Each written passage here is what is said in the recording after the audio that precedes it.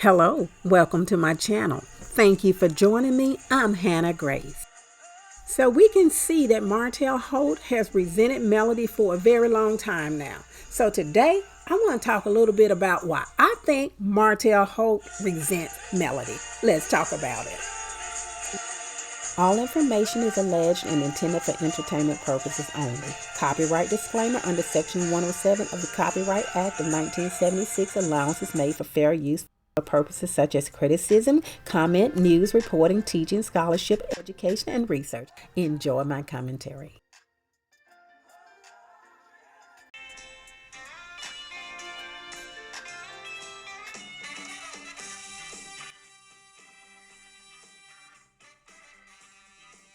So just a little background. We know that Melody said that she found out that Martell was cheating on her back in 2017, if I'm not mistaken. In 2020, Melody filed for divorce. And then in 2021, March of 2021, the divorce was finalized. And then on January 26, 2022, Martell filed a petition to modify the custody arrangement, requesting sole physical custody and to notify the court that Melody had violated clauses in the final order back in March of 2021. So, but right before that, on January 11, 2022, Melody has sought a protection order against Martell. The protection order is sealed, but the order was to protect the children. Just a little bit more background. Now, in October of 2020, Martell Holt filed for bankruptcy. This was a few months after Melody left him. Remember, Melody left him in April. They began to dissolve the businesses, and then they started living separately. So April, May, June, July, August, September. 6 months later, Martell Holt is in court filing for personal bankruptcy. This had nothing to do with their companies. It only had to do with Martell filing for bankruptcy. So I am quoting the U.S. Sun. They're saying that in their court documents exclusively obtained by the U.S. Sun, Martell indicated that he owed less than 50 creditors between $1 million to $10 million. The creditors he listed included his ex-wife Melody, American Express, Capital One, Lowe's, Home Depot, and the IRS. They're saying from the Internal Revenue Services alone, he owed outstanding amounts of over $76,000 in 2017. Remember, that's the year Melody caught him cheating and left him, I think around October. And then it also says he owed $66,000. This is dealing with, again, the Internal Revenue Service. He owed $66,000 in 2018. And over $131,000 in 2019. So all of these, this is him alone. This has nothing to do with Melody. But the Sun also reports that in the midst of his bankruptcy proceedings, Martell and his now ex-wife also filed for Chapter 7 on behalf of their company, Holt and Holt Entrepreneurship LLC. As a couple, Martell and Melody operated their own business. This is what the U.S. Sun is reporting, titled Holt Preservation Academy, to share advice about the property preservation industry. And the article goes on to say they filed for bankruptcy in March 2021, the same month their divorce was finalizing, claiming that they owed less than 50 creditors. Okay, now, so we see that Melody was able to go ahead on and reestablish herself in the business community. She has a lot of businesses that she created after she left Martell. She did not have to file for personal bankruptcy.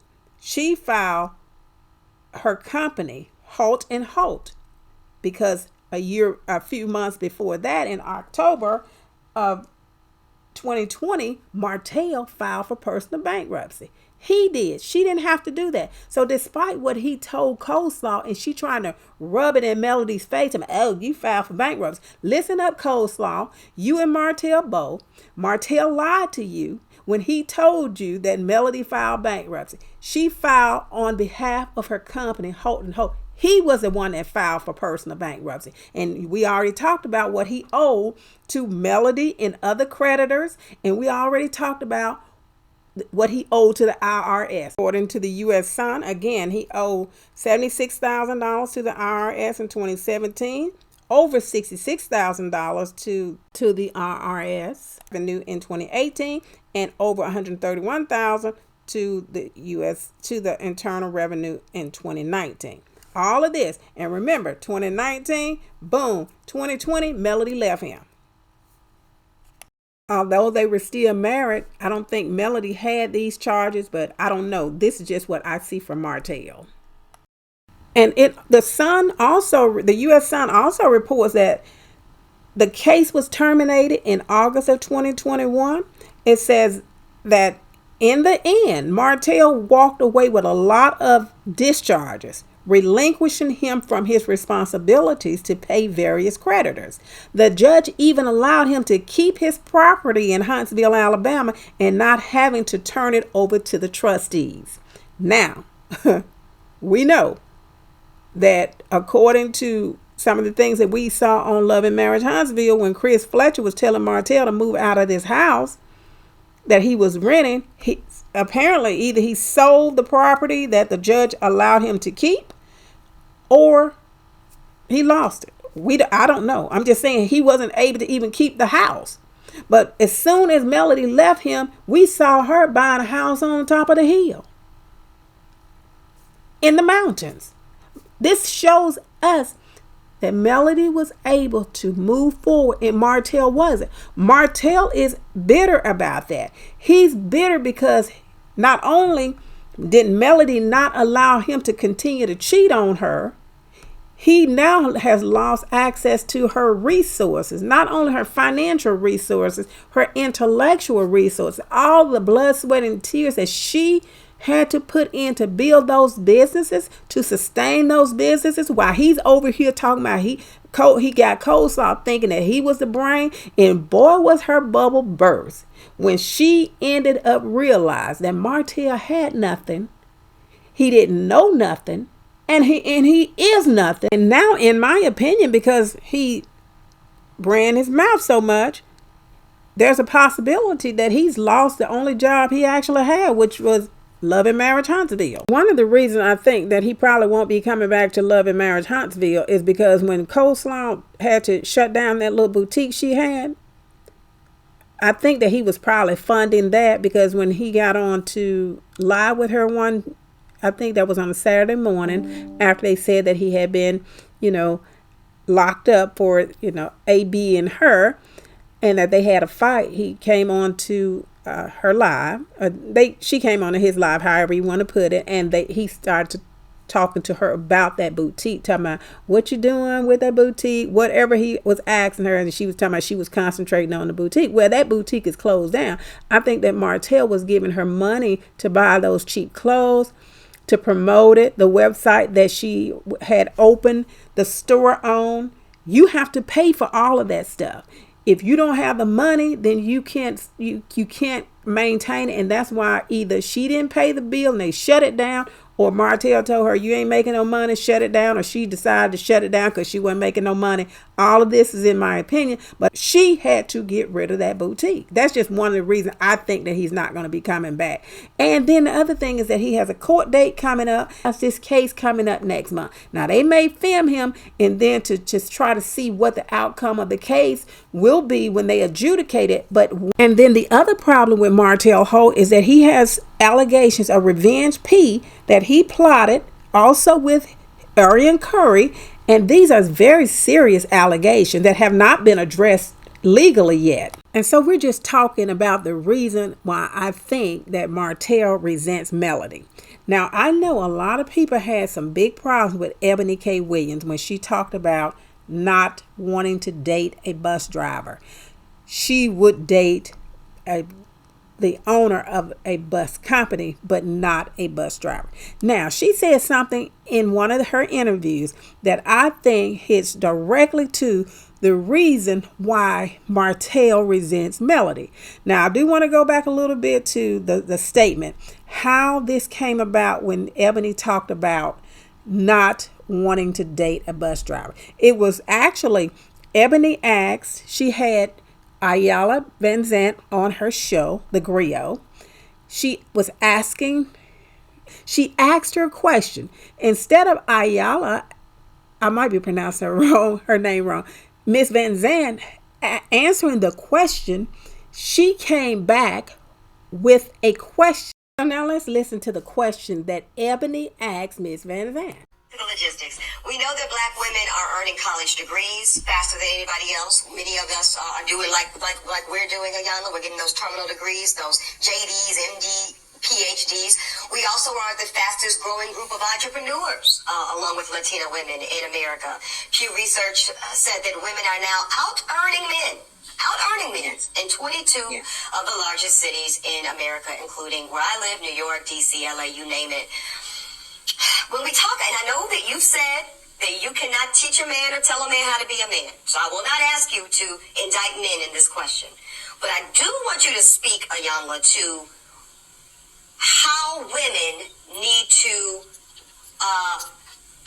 position ourselves so that we can be in our divinity, so we can have our crowns right, how we can create and not build, when some of us, quite frankly, feel that the men that are available to us, and I'm talking about across the color spectrum, across the age spectrum, trust me, I've done them all, they are not positioned to protect nor provide because of some of the statistics we just talked about. They're not earning the incomes. They're not having the resources, and some of them are not even showing up in the leadership.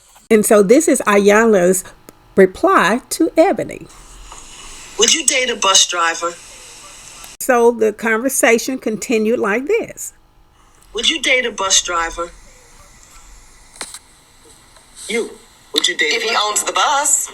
If he owns it. If he owns the bus, see, that's a problem. That's a problem. That's a problem. Okay.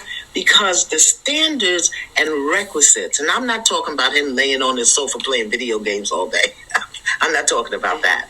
But the standards and the criteria that we use to measure men is off. Now, we know Ebony K. Williams got a lot of backlash for what she said. But here is where I agree, and I can see where Ebony is coming from. Let's listen to how she explained why it's difficult to date for women in certain positions to date down. Just listen to what she's saying. And this is the reason. And then she also explains resentment, how men begin to resent women, their wives or significant others, if they're making more money than them, if they're smarter than them, if they're more popular, if they're jealous of them. This is exactly what I thought, but Ebony K. Williams put it so plain that any of us can understand where she's coming from. Higher level. So why, and let me tell you something else I know about women who show up in success and financially and this, that, and the third, and then they try to act as if we're all the same, and they do date, men that maybe are differently positioned financially or educationally or otherwise. They are typically resented. I'm going to just tell you the truth. The women I know that build men, right? Right? Because we've all done it. That's truth be told. In my first marriage, I paid the bills. Let's be clear. I'm not speaking hypothetically. I'm speaking from experience. I was a lawyer dating a grad student. Who do you think was running them bills? Right. Let's stop it. And what I felt, y'all, was I appreciate the lifestyle I get to live with you, but I hate you for it. Yeah. But I hate you for it. Yes. I hate that I got to have my hand out when I want to go get these new kicks. I hate that I have to ask in a way about, where are we going on vacation and what does my contribution look like? Because I'm not running shop the way I really want to run shop, as most men really like to lead their household. Right. Exactly. And so I do agree with what Ebony K. Williams is saying when it comes to men resenting the woman who makes more money than them. And in Melody's case, who's smarter than Martell, who's more popular than him. What does he want to do? He wants to bring her down. He cannot do it, but he resents her so much that he wants to bring her down. It shows in everything that he does. And in this last statement that I'm going to present, this to me, explains exactly why Martell wants to try to keep Arian Curry on his chain. This also is a statement from Ebony K. Williams. They do not desire a financial or an intellectual equal. They are not attracted to it. It is a turn off. The PP goes, burr, burr, burr. It does. I'm telling you. And so I know in this case, Ebony K. Williams was actually talking about men who go to law school or medical school or who are CEOs of companies. She was talking about these men who don't really desire equals. They want to be the boss. They want somebody that will, that will cater to them. So that is how I think Martell was thinking, even though Martell is none of that. He actually called Arian Curry a peasant. And that is the reason he called her a peasant, because he think that he's higher than she is. And I think that Martell wanted to be in control of someone. He knew that he can control and do whatever he wanted to do with Arian Curry. She would be right there doing what he wanted her to do. He wanted that. But on the other hand, he needed Melody because she is the one that had the brain. She is the one that was able to give him the lifestyle that he really wanted. And she is the one that let him know, look, hey, I'm out. And now he really realized that Melody wasn't playing with him. Melody is not playing with him. And he has not been able to recover from the divorce yet. So, again, he made the choice. He chose, and whatever he decided to do, he lost. Hey, take your loss and learn from it and move on. Something Martell hasn't been able to do yet. And he must realize by now that Melody is not coming back. So you can get over that. But you face these charges that's coming up on you in March, Martell Holt. I hope you face the consequences of the Revenge P plot. I hope you face the consequences of what you put out here about your children.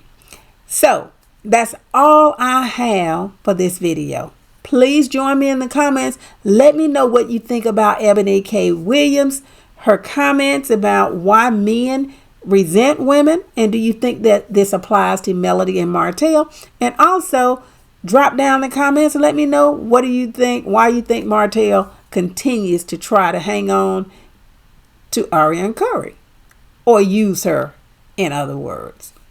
Again, thank you so much for joining me, and have a beautiful day. And never forget, I am Eris. Have a beautiful day.